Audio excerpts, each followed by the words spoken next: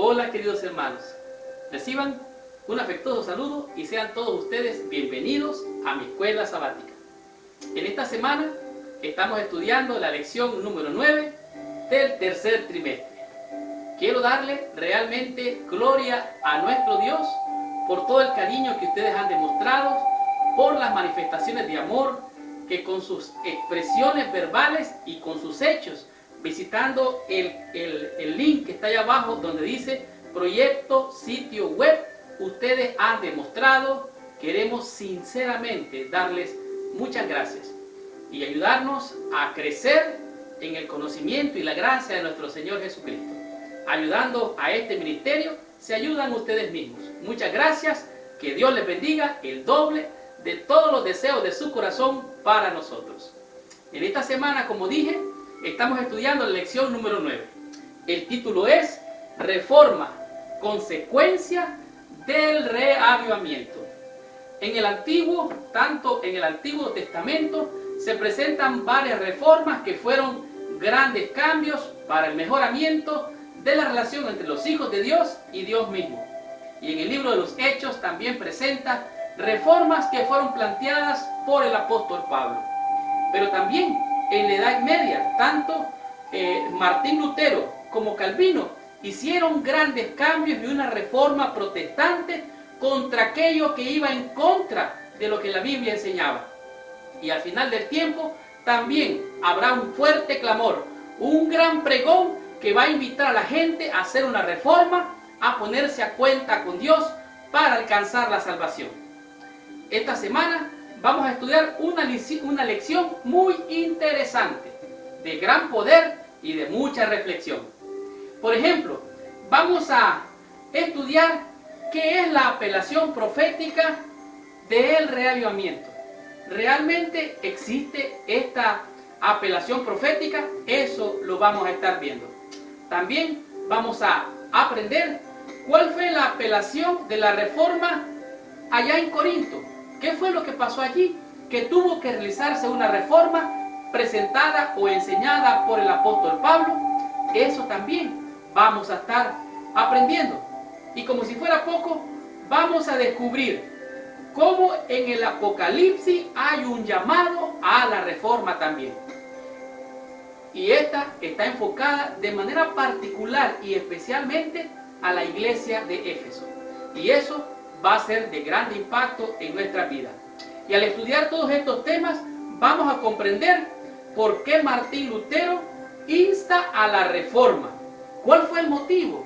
¿Por qué razón Martín Lutero se conoció como el padre de la reforma? ¿Cuál es el motivo? ¿Qué conducta tuvo Martín Lutero y contra qué él realmente, podríamos decir, quizás se rebeló, pero en realidad lo que él hizo fue protestar severamente contra algunas enseñanzas que iban en contra de la Biblia? Eran los dogmas y eso vamos a estar hablando. Y como si fuera poco, para finalizar en esta semana, vamos a disfrutar quién más apela por una reforma desde allá de los cielos. Y vamos a comprender cómo desde los cielos se hace un llamado crucial para hacer una reforma. La lección Reforma, consecuencia del reavivamiento, nos va a enseñar realmente grandes cosas esta semana. Estudiemos la lección de esta semana y recibamos la bendición de nuestro Padre Celestial. Muy bien. El versículo de memoria para la lección de esta semana se encuentra en el libro de Hebreos, en el capítulo 2, el versículo número 11. La Biblia dice así: porque el que santifica y los que son santificados, de uno son todos, por lo cual no se avergüenza de llamarlos hermanos. En realidad, este capítulo tiene que ver con el autor y creador de la salvación, esto es a saber, Jesucristo. Y lo que este versículo nos está diciendo, que todo aquel que se santifica buscando la gracia de Dios y aquel al cual el Señor santifica, son de uno solo, y esto es a saber, el Señor Jesucristo. De tal manera que el reavivamiento es ciertamente consecuencia de la santificación. Usted no puede poner un techo si no ha hecho las paredes, pero no puede hacer las paredes si no ha puesto un fundamento. Y el fundamento del Evangelio se llama Jesucristo. Recuerde que no hay otro nombre dado a los hombres en el cual podamos ser salvos, sino solo en el nombre de nuestro Señor Jesucristo. El reavivamiento es un proceso continuo. Diariamente el Señor nos invita al gozo de su presencia. Y nosotros conocemos esto como la justicia imputada y la justicia impartida. La justicia imputada es aquella que usted y yo recibimos cuando nos acercamos al Señor Jesucristo para recibir la gracia de salvación. Y la justicia impartida es la que recibimos día a día como gracia del Señor. Recuerden, nuevas son cada mañana su misericordia. Esos son lo que nosotros conocemos como la justicia impartida. De tal manera que los justos son como la luz de la aurora, que va en aumento hasta que el día es perfecto. La renovación espiritual conduce a un cambio en nuestros pensamientos, en nuestros hábitos y estilo de vida. Eso es una reforma.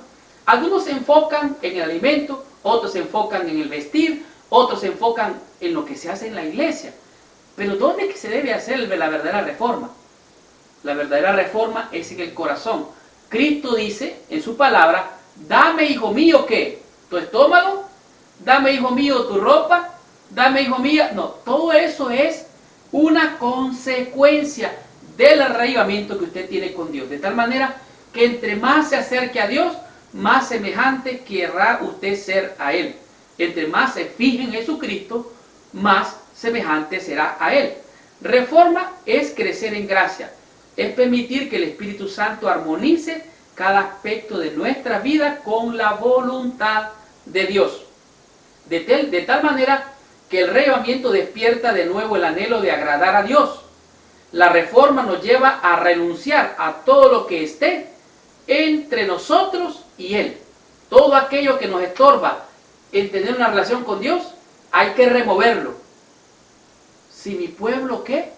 Se humillare. Si mi pueblo sobre el cual mi nombre es invocare y se humillare, entonces, dice el Señor, yo haré reformas con él. Estudiemos la lección del día domingo y descubramos qué nos dice el Señor con el tema que es la apelación profética a la reforma. Muy bien. En este día es prácticamente el fundamento y base para toda reforma. El título de este día es la apelación profética a la reforma. Realmente Dios a menudo envió sus profetas. Siempre ha enviado a alguien antes de que suceda una calamidad, un desastre. Dios envía a alguien para advertir al pueblo y de esta manera el pueblo esté apercibido y pueda prevenir una crisis que pueda llevarlo a la destrucción. La reforma regularmente acompañó en tiempos de avivamiento.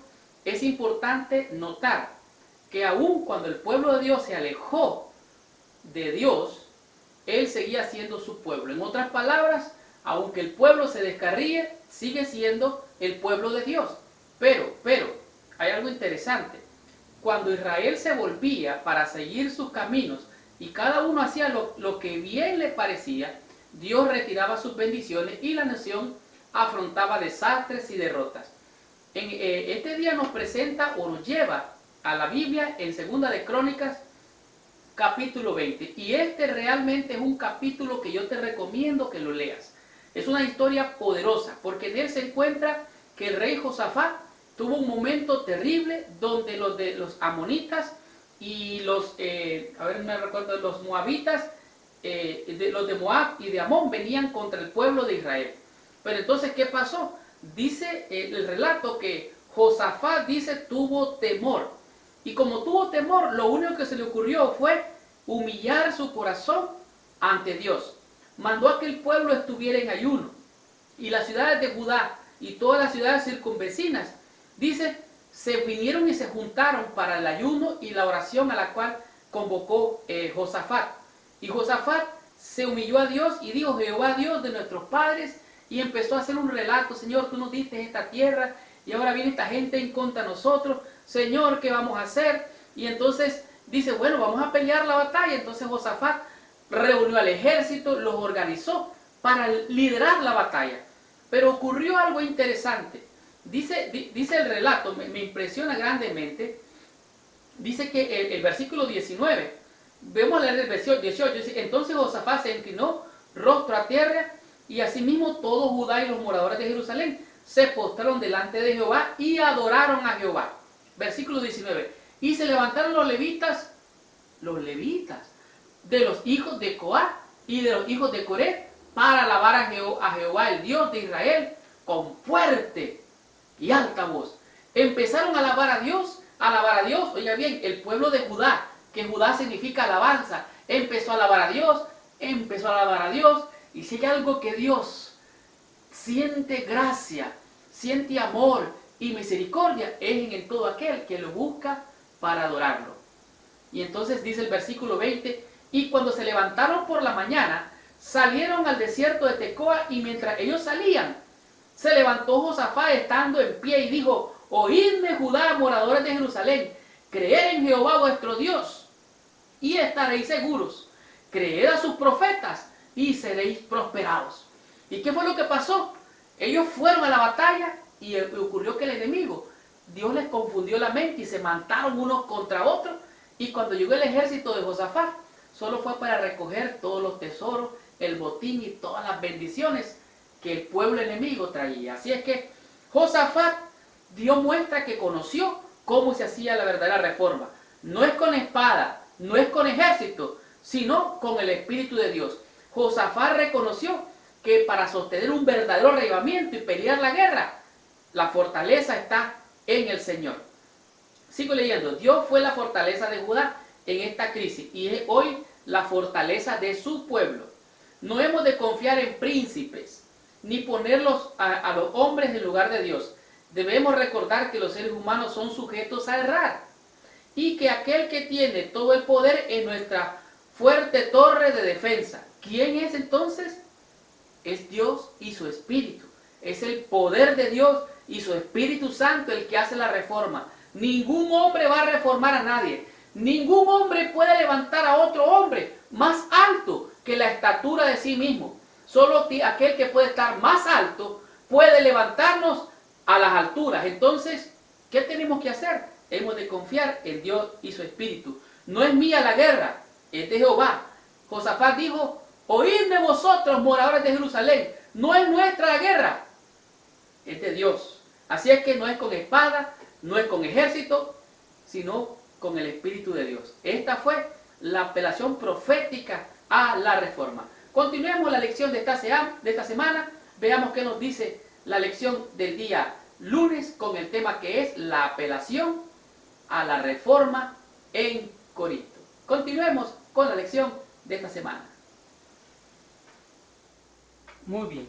La lección del día lunes es una lección que es realmente crucial, porque en ella nos muestra solamente un aspecto de lo que es una reforma. Realmente existen diferentes tipos de reformas. Todos podemos hacer reformas, desde el ámbito personal, el ámbito espiritual, el ámbito de la salud, tanto física como también de la moralidad. Existen reformas sociales, religiosas, políticas, de todo tipo.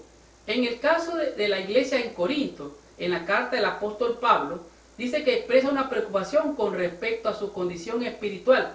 Se refiere a la iglesia allá en Corinto. Muchos miembros se habían alejado del ideal de Dios.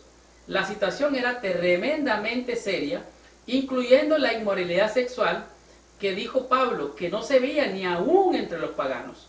Recuerde bien, el apóstol Pablo escribe una carta a los Corintios para reprender, para exhortar, pero el propósito del apóstol Pablo era salvar. Toda reforma es para salvación. Y aquí vemos el consejo que dio a Pablo allá a los Corintios. Y le dice a estos hermanos que estaban en inmoralidades, le dijo, o ignoráis que vuestro cuerpo es el templo del Espíritu Santo. Me llama grandemente la atención este versículo porque nosotros lo aplicamos solamente para el alimento. Hay que tener reforma pro salud porque somos templo del Espíritu Santo.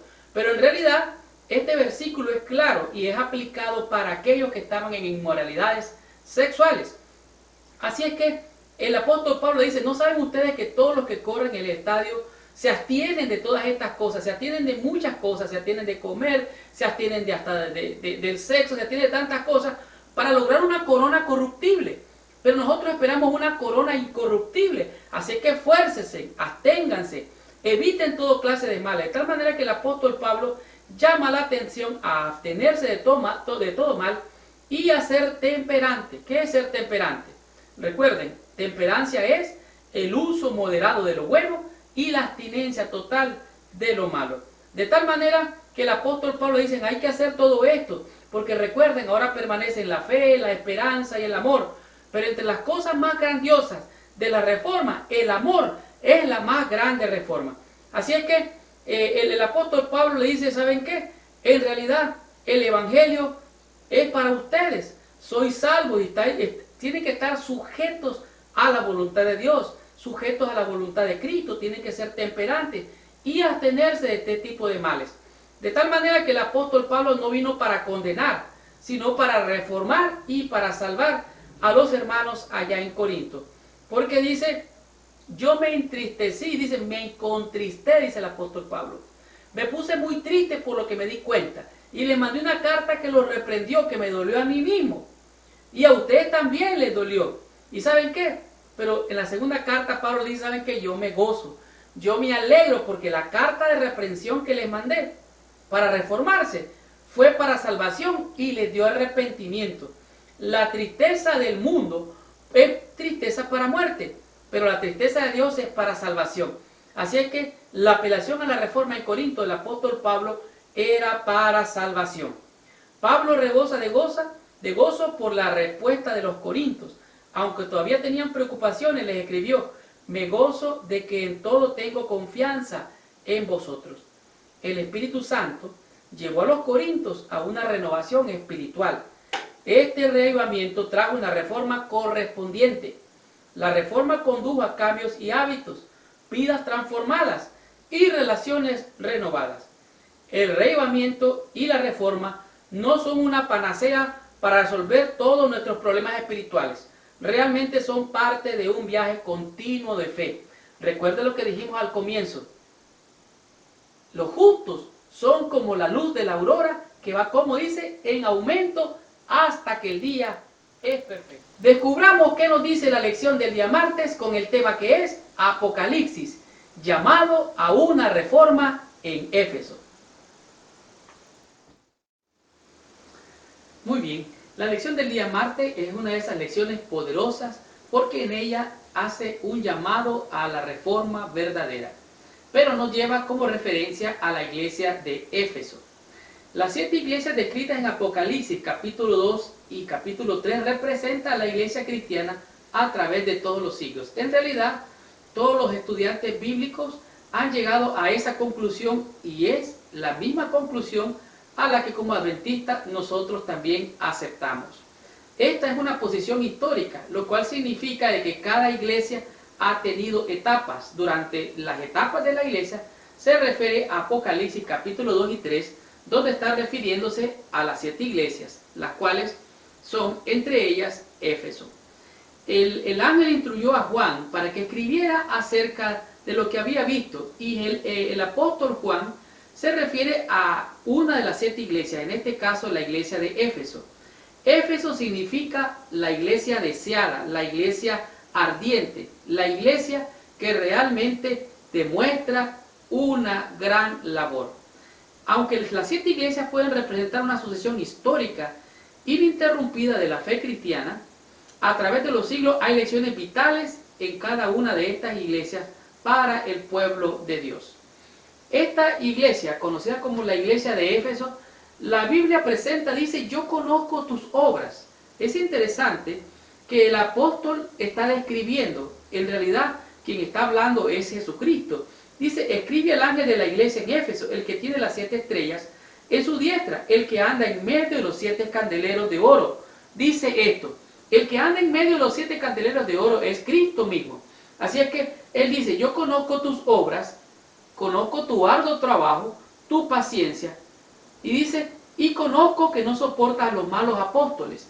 Estos malos apóstoles se consideraban mentirosos, se consideraban apóstoles falsos. Dice, y le sigue elogiando, dice a la iglesia de Éfeso, le dice el Señor, tú has sufrido por la fe y has tenido paciencia y has trabajado arduamente por mi nombre. Es interesante notar que la iglesia de Éfeso, la cual se considera que fue desde el año 31 hasta por el año 100 más o menos de la era cristiana, esta iglesia dice que tenía un arduo trabajo, había sufrido mucho, tenía paciencia y tenía una característica muy interesante, que a Jesucristo, al que se paseaba por el candelero, también aborrecía a unos individuos llamados como los Nicolaitas. Los Nicolaitas eran gente que había entrado a la iglesia, la estaban invadiendo con filosofías. Entre una de estas filosofías era la filosofía de que Jesús no era divino, sino que era un ser humano común. Es interesante notar que esta corriente todavía persiste en nuestra, podemos decir, en nuestra historia bíblica, porque todavía estamos viviéndola. Dice así, del año 31 al año 100 después de Cristo, estos primeros cristianos eran celosos de su fe y la defendían.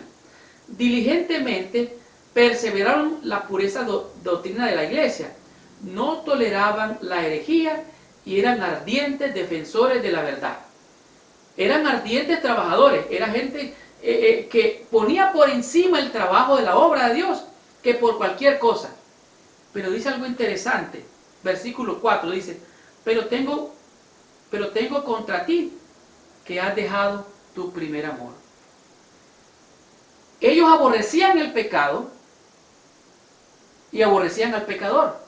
Este es un error. Cristo ama al pecador y aborrece al pecado. Los nicolaitas eran gente que defendían la fe a capa de espada, pero también atropellaban de tal manera que echaban a perder a las almas. Así es que Dios en la palabra, o Cristo les dice, tengo 3 cosas contra ti, ya lo sabes, pero ahora ¿sabes qué? Quiero recordarte estas 3 cosas también. Quiero recordarte dónde has caído, quiero recordarte que te debes de arrepentir y quiero recordarte que debes de volver, debes de regresar a tu primer amor. Éfeso, como dijimos, significa deseada o ardiente. Jesús les recuerda que deben de arrepentirse y de volver a su primer amor. Sin embargo, sigo leyendo, a medida que pasaba el tiempo, los miembros comenzaron a perder su primer amor, hablando de los efesios. Sustituyeron la devoción por el deber, oiga bien, la devoción por el deber. Dejaron de orar, dejaron de leer la Biblia y siguieron peleando contra la gente que estaba entrando en la iglesia con costumbres seculares. Dice, hacer la obra de Jesús llegó a ser más importante que su relación con Él. Oiga, qué tremendo mal. Gradual y casi imperceptiblemente, su experiencia con Jesús comenzó a decaer. Estaban trabajando mucho para defender la fe, pero algo vital faltaba en su propia experiencia espiritual, el amor a Jesús. Y a los otros estaba faltando desesperadamente.